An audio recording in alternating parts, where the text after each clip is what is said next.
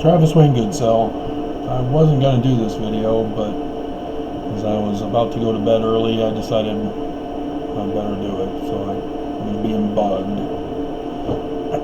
to do it. On the 11th, it was my son Clayton's birthday. The reason why I was going to do it today, talk about Father's blessings, was because when Stephanie found out that she was pregnant with Clayton,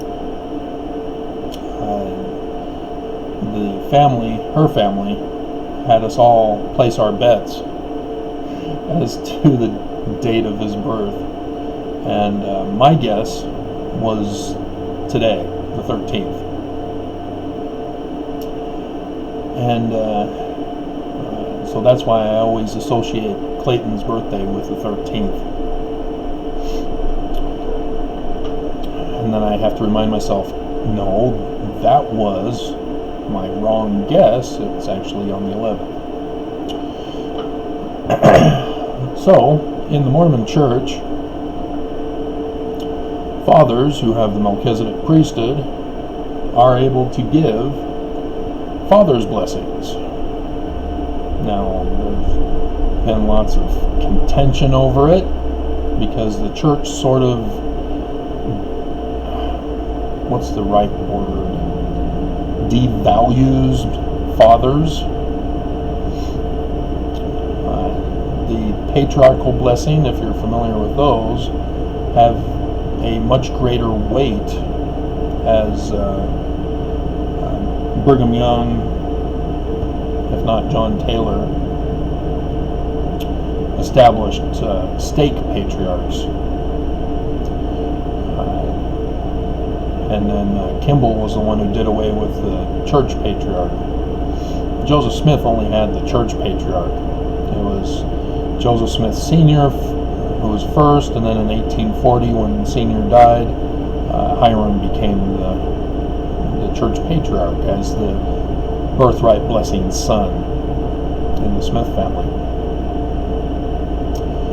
And so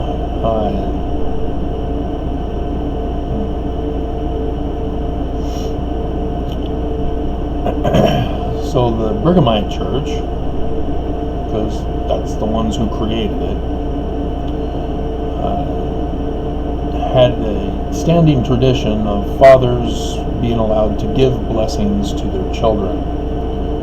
Father's blessing, when the baby is old enough to be out in public, when the mother's home from the hospital and the baby's been home for a little while.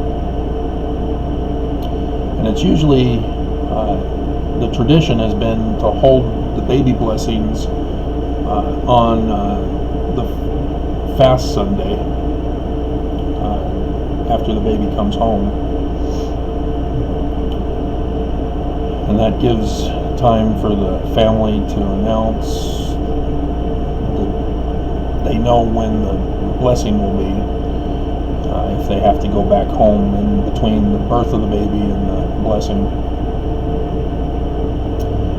I think the church may have, well, I'm not sure if they've done away with it. There's something, a policy change to Father's blessings not too long ago. Can't remember what it was, but doesn't matter.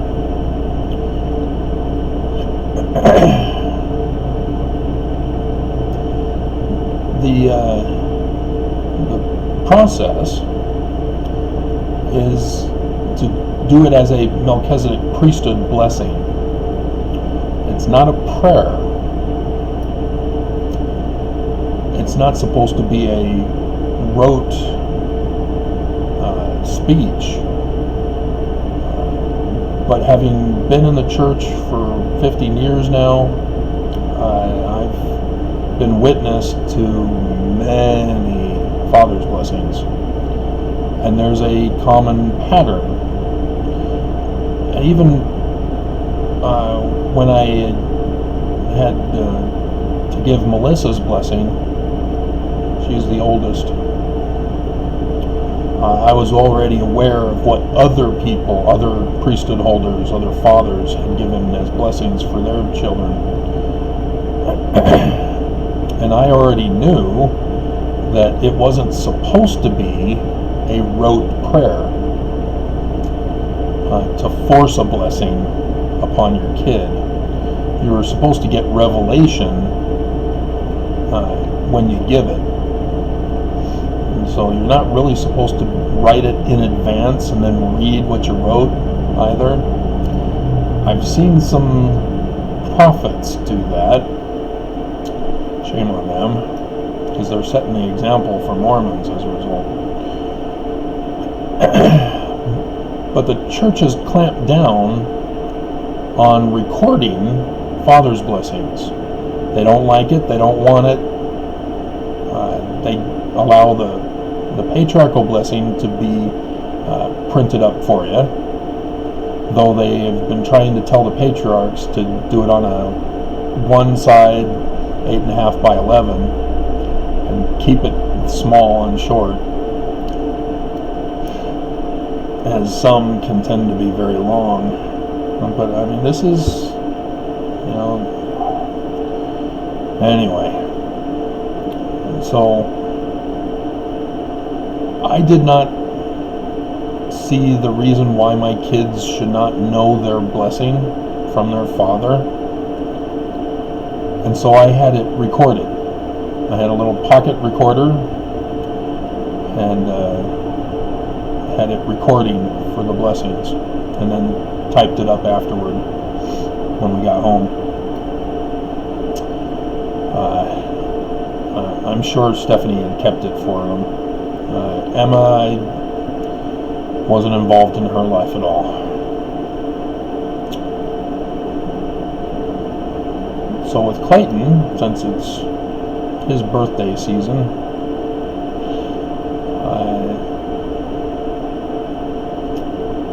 the marriage was starting to go on the rocks.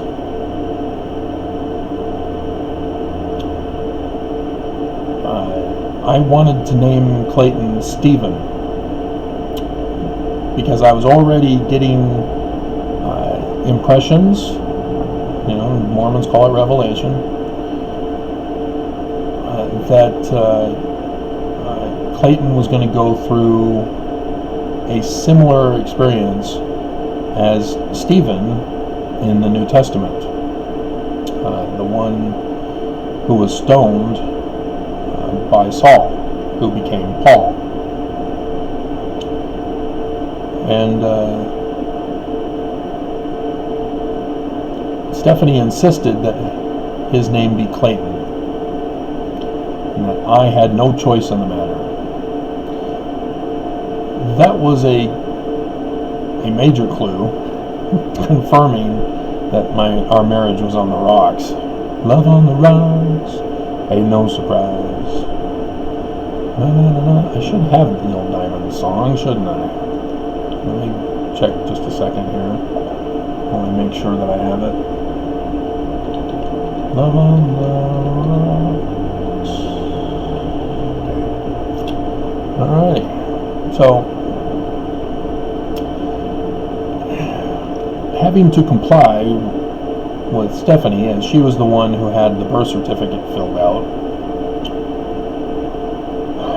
telling the doctor what his name was, I was able to get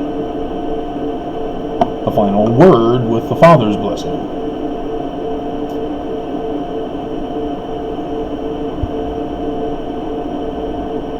And I still remember the blessing. I probably can't quote it verbatim.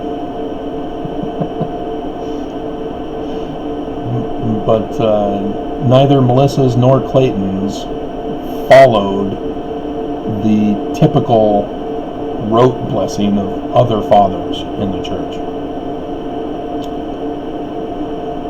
Because for me, I trusted and believed that there is a God who communicates through my mind. called revelation, inspiration, ideas, whatever you want to call it.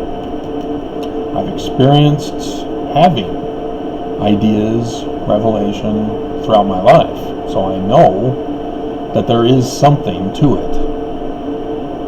And it was that connection that I use whenever I give a blessing, and likewise for the Father's blessings. And so I did the formal opening by the authority of the Melchizedek priesthood, which we hold. We lay our hands upon your head and give you a blessing, the Father's blessing.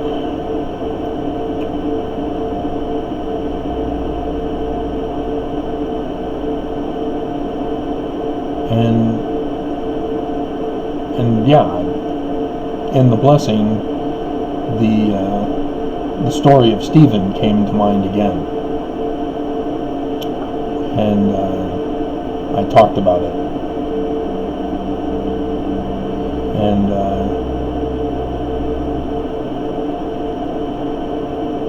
then went on to incorporate, as a good husband, his name as Clayton, which is from the clay town, and talked about his mortal body being a lump of clay. Not, I didn't use those words, but mortal clay.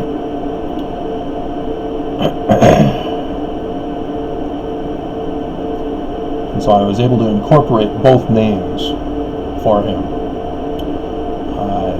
If I were to know when he was endowed in the temple, which day, I could find out what his new name is. I was not privy to that either, as she took him away when Melissa was 4, Clayton was 2, and Emma was in the womb. And I remember hearing through the grapevine as the decades went on, and he had gone on a mission to Wisconsin, and he had begun writing me while he was on his mission, which was awesome. But then he stopped writing. And so I pulled out the Christmas letter from the mission president and wrote the mission president saying, I haven't heard from my son, is everything okay? He wrote me back. And sure enough, he was going through some mental struggles and was sent home, finished his mission working at the Cardston Temple and Bishop's Storehouse to finish out the mission honorably. But something happened that stressed him out or something. I never found out what it was. But the mission president told me that he wasn't supposed to tell me under orders of the woman formerly called my wife.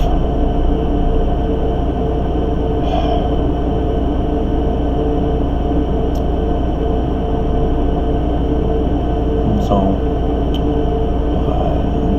that's a father's blessing, as it should be, not as the church degrades it to.